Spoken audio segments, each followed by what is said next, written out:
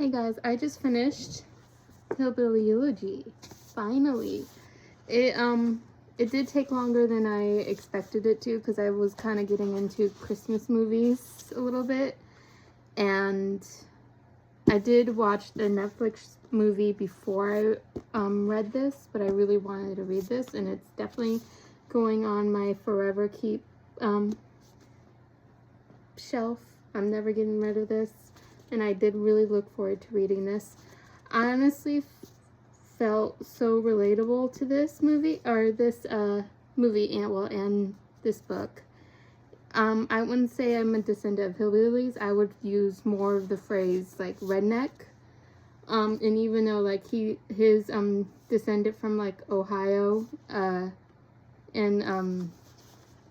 like his people like from like Kentucky area and the Appalachian area. Mine's more like up towards north, towards the Rockies, and I would say Montana. But there's so many similarities, and I felt like so relatable to this book. The house he always went to visit was technically belonged to his great-grandparents, and same. It was his grandma who their family like moved states, and the only reason why he's from a different state is because of that move. Same. And there's it was very reflective for me too, because there's a part in the book where he kind of explains how he understands why his grandma moved the family and like decided to move. And it's like there's like probably, even though he wants to be there, and even though he loves it there, and even though he calls it home, he didn't live his grandma's life, and he doesn't know the memories of what she has. Like he might have good memories of this certain house, and she might have bad memories. And and that kind of opened up my eyes a little bit, because I always kind of wondered why we're Arizonians and not Montanians. And yeah, that kind of, like I said, opened up my eyes a little bit, and I'm like, yeah, I really, really enjoy my great-grandmother's and grandparents' house that my uncle actually still lives in and is still part of our family. But it's basically just like a minor shack. But that doesn't necessarily mean my grandma has great memories. I mean, think about it. Basically minor shack and like a couple raising three girls and one boy. Like that might be a little crowded. And then certain stories that I hear and stuff, and then I'm like, okay, I kind of could get that, but it's still kind of like, I also feel like that's home versus Arizona. Arizona is like just where I live. In like Montana, especially Butte, Montana specifically, I call that home. So that part was very relatable to me. And there were parts, and then him going into the Marines that part was kind of like more fast paced in the movie rather than the book. It was more detailed in the book. He talked about his friends, talked about how he knew that was going to be like kind of the last time he would see his grandma alive. He went to like boot camp, and his trading letters and phone calls back to forth with his grandmother, and he actually ended up paying for his some of his grandma's medical bill, which he felt really good about that, which awesome. He definitely should, because his grandma actually raised him from a young age, well, like in partnership with his mom, but he was able to still go to his grandma's house, or his mama's house, which he calls her, and he pretty much get influenced by both of his grandparents, got influenced by an aunt, influenced by great uncles, and a grandpa who died younger in his life, and an older sister. So he actually had a lot of people looking out after him, which is really cool. And then that was also also very relatable because it's like you got uncles, aunts, cousins, and they all kind of lived together, which and not necessarily far apart like here in the city, where like you would have to get in the car and drive 30 minutes, and everyone kind of has their own individual lives and such. Like up in Montana, it's like a little different. They all live in the same, not even, I wouldn't even call it a city, like towns, or like bigger towns or smaller cities, but not like a metropolitan city, you know, where if you did drive to someone's house, it literally only takes like 5 minutes, and then half the time like it's like a 15-minute walk. Like it's just different. It's different sceneries, it's different lifestyles, it's different, like pretty much just different everything. And then there is the bad side, and that's just the highlights. There are bad sides, and then like a lot of it's quite similar. He also talks about having to be on welfare. Like his mom got like Meals on Wheels, or grandma got Meals on Wheels, and that's like kind of how she fed him. And then when he kind of realizes that, and this is kind of portrayed also in the movie, when he kind of realized the struggle, he picks himself back up. He gets better grades in algebra, which bravo to him, because I absolutely failed algebra and didn't even bother trying to take it again. And then just a lot about the financial hardships of the hillbilly people. And then back in Jackson, he talks about something called, I never even heard of this before, and I actually had to Google it after I read it because I just wanted more information on it.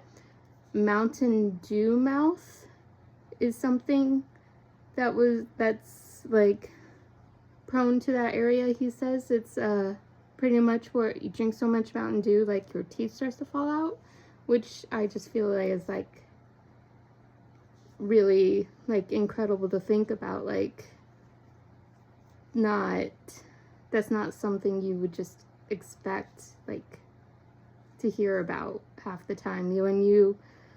When you hear about smaller towns like this, you always kind of get the highlight versions, like the fantasy of living out there somewhere in the country, the getting to swim in lakes and rivers rather than paying to dig a pool in the backyard and whatnot.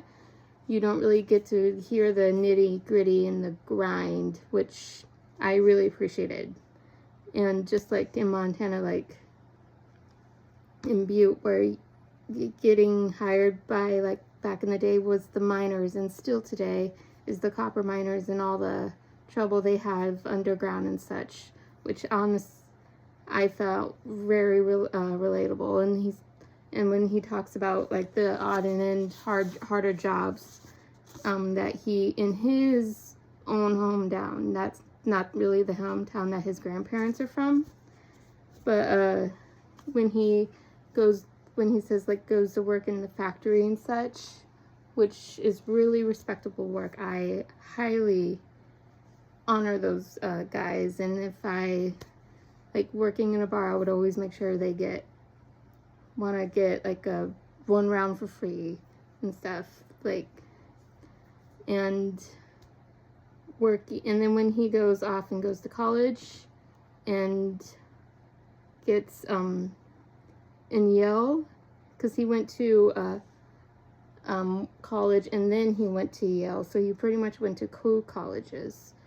And he met Yusha there. That's where he met Yusha, and that's where they end up falling in love, and like just like in the movie. And then in the movie there was this one part where he goes back home to meet because his mom overdosed of heroin, and his sister calls him, so he travels all the way back home in his car, and then has to travel all the way back. And then in the movie he's talking to, I'm kind of like reviewing book and movie at the same time, I kind of now realize that, but so I'm just gonna roll with it. In the movie he's like on the highway talking to Usha all night long, and then at the very end of that phone call, he's like at the front door, but he was not letting her know that, and he's like, I'm still so many like another extra hour away, can you please like go to my meeting and tell him I'm gonna be late? And then she's just ride or die and just like throwing on her shoes, and she's still in her pajamas, and she's about ready to have out the door, and he's like right there meeting her at the door. And like I thought that was like the cutest, most awesome thing. And at that point I'm like, if you don't put a ring on that finger, like, you're stupid. And like that's total ride or die, and I loved it. And then he's talking about a dream that he always used to have as a little kid, but now he kind of frankly has it as an adult, which wakes him up at night, and he ends up like calming himself, is able to calm himself down more, rather than what he calls going back to his like natural instincts of flight or fight. And then he notices like, I'm in my house with my beautiful wife, got my dogs, we're all good. And he talks about that fight instinct when he is dealing with like a road rage person, and he's like, how Usha's really proud of him when he doesn't go out of the car, or when they got into their first fight in Washington D.C. and then he leaves and goes out the bar, and she follows him and meets him at the bar's like steps, which I thought that was pretty awesome. Like, he really goes into like detail, which I don't really want to go to because I don't want to ruin the book, and you gotta buy the book and read it for yourself. But I'm going to say, and then he also talks about a little boy named Brian at the very end, which technically I want to say is the foreword, which is the brand new foreword in this book rather than the end of the book. And talks about how that little boy was afraid to ask for more food when he was hungry, and he made sure he got more food, which I thought was just awesome. And he talks about how little JDs and little Brians need a fighting chance in this world, and there needs to be more. He doesn't say a program, because everyone's like, he even says in here, it's like, everyone's gonna be like, but there needs to be a program where these like guys could get ahead. But he's like, and towards the end of the book, he was saying that his grandma refuses to buy him or his